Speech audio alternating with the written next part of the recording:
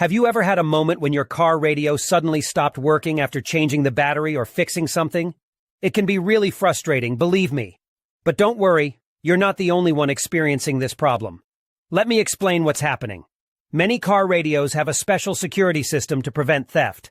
It's a clever feature, but sometimes it can accidentally lock you out of your own radio. But guess what? We've got a simple solution for you.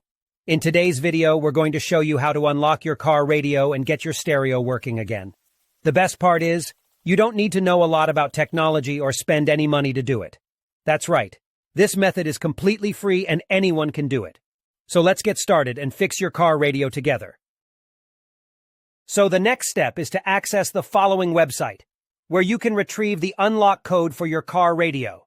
You can retrieve your radio code for free through a simple procedure, but in order to get it, you need to find the VIN number of your car. To find the VIN number of your car, simply look for the corresponding boxes on the vehicle registration and licensing certificate. The VIN is on both sides of the document. The VIN number can also be found on the car window or other parts of the car.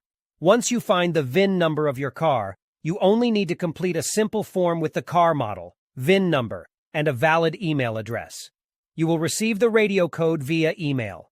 You will receive an email like this. Now you only need to enter the unlock code and your car radio will work again. I hope this video was helpful.